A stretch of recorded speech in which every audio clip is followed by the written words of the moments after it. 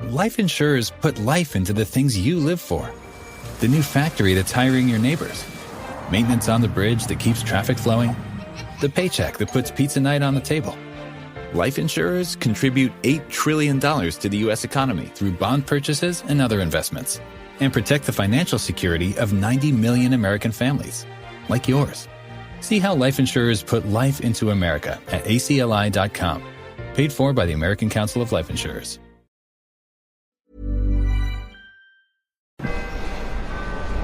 Doors closing. Morning, Allie. Wow, you look like you just walked out of a war zone. Close. There's a woman back on the platform dressed head to toe in bubble wrap, like gown, boots, matching hat. She told me she's impervious to emotional damage. Honestly, that's not the worst armor for riding public transportation. This is Harlem.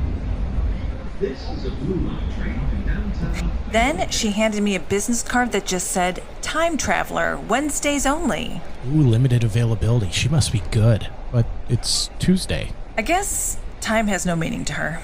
Do not speak to her. She's in the middle of a temporal recalibration. Is that guy wearing a monocle? He also had a ferret in a baby sling. I don't know what's happening anymore. This is Tales from the Blue Line by Auditory Anthology.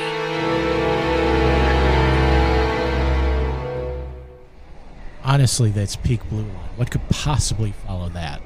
Well, a story about a friend of mine from nursing school. She moved into a new apartment in Wicker Park and started hearing noises coming from the place upstairs. Only problem was, there was no upstairs. I just got chills and I haven't even had my coffee yet.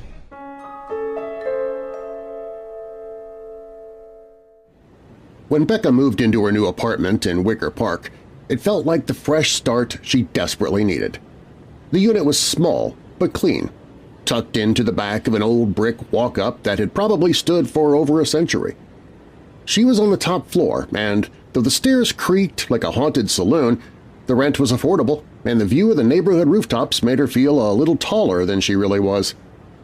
She just finished nursing school, was working her first full-time job at a city hospital, and this apartment was her first place without roommates. It had old wood floors, high ceilings, and those weirdly charming radiators that hissed like impatient cats when the heat kicked on. It was hers. The landlord, a leathery old man named Vic, who always seemed to smell faintly of motor oil, gave her the tour when she signed the lease. When they reached the landing on the third floor, he pointed to the hallway and said, "You're the last stop. Roof access is through the back stairwell, but that's locked. It's for emergencies only." Becca nodded, barely listening. She was too busy imagining what kind of throw pillows might match the chipped tile in her kitchen. It was only her second night in the apartment when she heard the footsteps. Soft at first, almost like shuffling, directly above her bedroom. She was brushing her teeth, foam building in the corners of her mouth, when she froze and tilted her head toward the ceiling. A few seconds later, there it was again, a slow, steady creak of footsteps crossing above. Her brow furrowed. She stepped into the hallway and looked up. Nothing but ceiling, no attic access panel, no vents big enough for rodents, and certainly no upstairs apartment.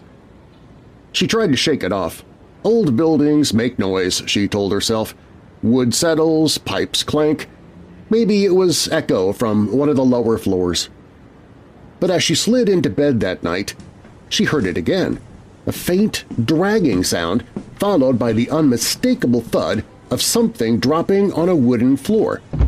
Becca sat up, heart tapping like a Morse code warning. There was no apartment upstairs. So who or what was walking around above her? By the end of her first week, Becca had heard the footsteps nearly every night, always around the same time, just after midnight. They were slow and deliberate, like someone pacing a room in thought. A couple of times she even heard what sounded like furniture scraping across the floor, the legs dragging against wood with that nails-on-the-chalkboard screech. She tried to convince herself it was a neighbor on a different floor, Maybe sound was bouncing in weird ways. But the building's layout didn't make that possible. There simply wasn't a unit above hers, just insulation, a dusty roof, and sky. One night, Becca decided to investigate. She climbed the back stairwell, where Vic had mentioned the locked door to the roof. A heavy metal door marked "Emergency Exit Only" loomed at the top. She tried the handle. Locked, just like he had said. She stood there for a moment, staring at the ceiling above. Nothing unusual. No lights, no sounds, no answers. Later that night, she was awoken by a sound so loud it jolted her upright, a loud bang like a heavy object being dropped directly above her bed. She stared up at the ceiling, her breath catching. Then came the dragging sound again. Becca grabbed a flashlight and stepped cautiously into the hallway. Her fingers traced the seams where the walls met the ceiling. She tapped gently along the ceiling, wondering if maybe there was an old hatch she hadn't noticed. There wasn't. The next morning, while making coffee, she glanced at the picture frame in her hallway, a cheap black frame that had held a photo of her and her nursing school friends. It was crooked. She straightened it, then turned to grab her mug. When she turned back, the frame was crooked again. She stared at it for a full 10 seconds before gently adjusting it once more. She pressed it firmly against the wall, then stepped back and whispered, "Okay, no more weird stuff." That night, the footsteps came again, and this time they stopped directly above her. She didn't sleep. The next day, Becca paid a visit to Vic in the maintenance office. He was sitting behind a cluttered desk, flipping through a crossword puzzle book and sipping gas station coffee. "Hey," Becca said, trying to sound casual, "can I ask you something weird?" Vic looked up, not the least bit surprised. "Sure, this place runs on weird." "Has anyone ever mentioned noises coming from the roof, like footsteps?" Vic set the book down. "You mean upstairs?" "There is no upstairs." "Exactly," he said, nodding. "But you're not the first to ask." Becca stared at him. "What do you mean?" Vic leaned back in his chair, rubbed his chin. "We used to have a guy in 3C, Jeff, who swore he had heard furniture dragging and something walking around up there. Swore he saw shadows under the door to the roof one night. I told him the same thing I'll tell you. The roof's locked tight, and I'm the only one with a key." "What happened to him?" "Moved out. Said he couldn't sleep. Said the footsteps got closer every night." That afternoon, Becca called her friend Tara, a fellow nurse who'd always dabbled in ghost hunting and conspiracy podcasts. Tara was thrilled. "Bex, this is a classic residual haunting. Energy stuck on a loop. Or maybe you've got a thin spot, like the veil's a little shredded over there. I just want to sleep. Did you ever check records on the building, like who used to live there?" Becca hadn't, but that night curiosity won.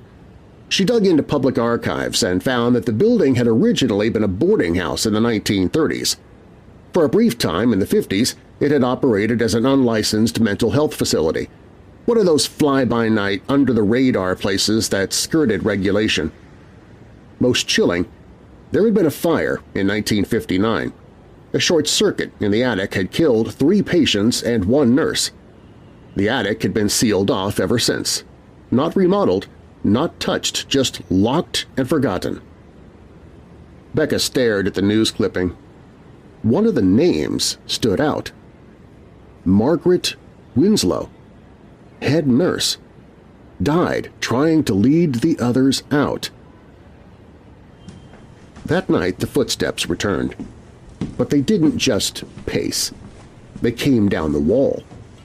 At exactly 12:47 a.m., Becca sat frozen in bed as she heard a slow, steady thump, thump, thump, moving vertically down her bedroom wall as if someone were crawling head first toward her. She bolted from bed, grabbed her coat, and fled to the hallway. The picture frame was spinning in place. The next morning, Becca was back in Vic's office before the sun was up. She looked pale and her voice trembled as she spoke. Something's in the walls. Vic raised an eyebrow but didn't laugh. He leaned forward instead. You want me to check the attic? Yes, please. It took Vic a few minutes to find the right key. It looked old, the kind of key you'd expect to unlock a treasure chest or a cursed trunk. They made their way up the narrow service stairwell at the back of the building, a part Becca had never noticed before. Vic fumbled with the lock, gave the knob a firm twist, and opened the door. Dust floated in thick beams of sunlight slicing through boarded windows. Old iron bed frames, medical gurneys, and cracked linoleum covered the space. It smelled like charred paper and bleach. In one corner, Becca spotted something that made her stop breathing. A tarnished brass nameplate affixed to a scorched locker. M. Winslow, RN. She took a hesitant step closer. On top of the locker, barely visible beneath a layer of dust, was a small photograph. Black and white, faded. 4 figures stood smiling in front of the building. 3 patients and a nurse in a crisp, old-fashioned uniform. The nurse looked exactly like the woman Becca had seen in her dream, or memory, or whatever it had been. She turned to Vic, holding the photo like it might dissolve. Why is this still here? Vic shrugged. City doesn't clear out old junk unless someone complains. No one goes up here. Becca didn't sleep in her apartment that night, or the night after that. She moved out by the end of the week. A few months later, a new tenant moved into 3C. A young guy, quiet, mostly kept to himself. One night, while Becca was visiting friends still in the building, she passed him in the stairwell. He looked tired. Hey, he said, you ever hear stuff in the walls up there? Becca hesitated. He nodded toward the ceiling, like someone pacing right above me. Becca didn't answer. She just walked past him, never looking back. Behind her, the footsteps resumed.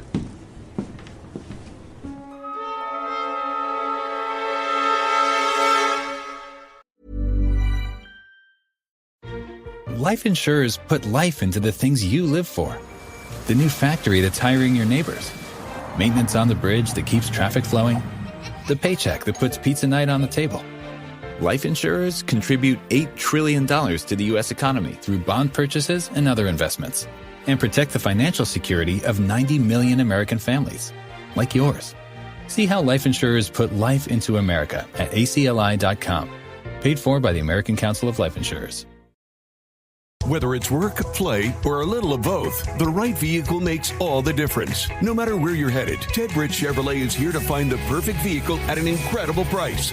Lease a new 2025 Equinox EV for just $149 a month, or save over $11,000 off MSRP on a new 2025 Silverado 1500. Visit Ted Britt Chevrolet today in Sterling for savings that take you further, or shop online at tedbrittchevrolet.com. Together, let's drive.